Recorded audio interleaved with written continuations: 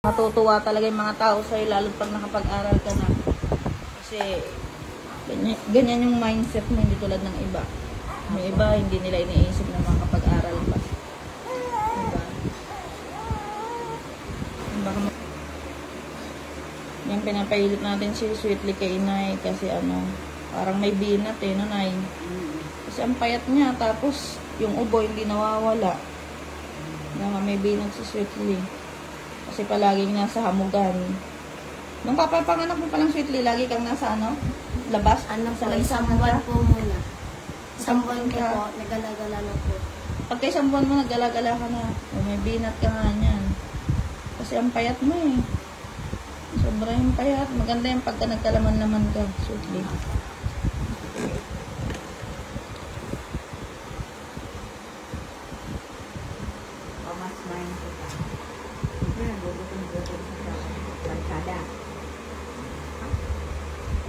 Meron lang dito na yagaw. Ito baka babae.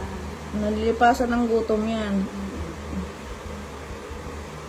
Yung may kasi yung si Sweetly, di ba may implant? Anong sabi sa'yo yun dyan sa implant? Ilang taon daw? Taon ba yan o buwan lang? Taon. 2028 po, bago tanggalin. 3 taon? Apo. Ganun pala yun? Bago po mabuntis 3 years. Bakit may balak ka pa magbuntis? Wala po, kaya po ako nagpakabit na po ako. Kaya ka nagpalagay nun. Eh wala namang jowa, paano ka mabubuntis? Hindi, nilagyan lang po. Para in case kasi nasa lansangan ka. Pero dito, wala naman ditong maggagalaw sa'yo. Gusto mo si Snip. Yung aso. Diba? Nakikita si Kyle Bing. Tingnan mo muna na. Huwag ka daw mag-lollipop, sabi ni Inay. Bata pa kasi yan na, kaya naglo-lollipop pa. Nakakaubo daw yan, lalo.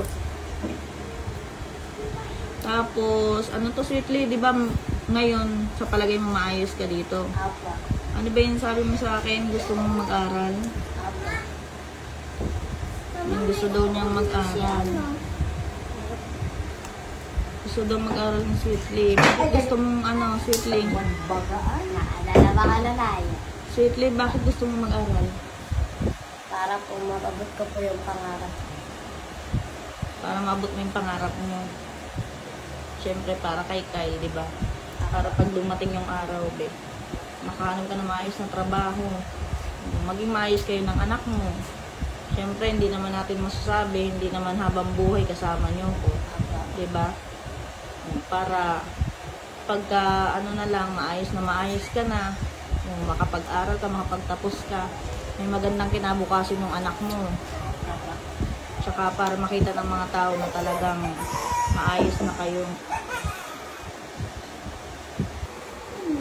Maganda yung ni Sweetly. Gusto niya palang mag-aral. Maganda yung nasa isip mo, Sweetly. Matutuwa talaga yung mga tao sa'yo, lalo pag nakapag-aral ka na. Kasi, ganyan yung mindset mo, hindi tulad ng iba. May iba, hindi nila iniisip na makapag-aral pa.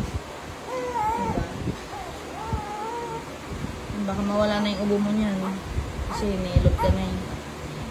Ayan po, ang update kay Sweetly mga kababayan. God bless po.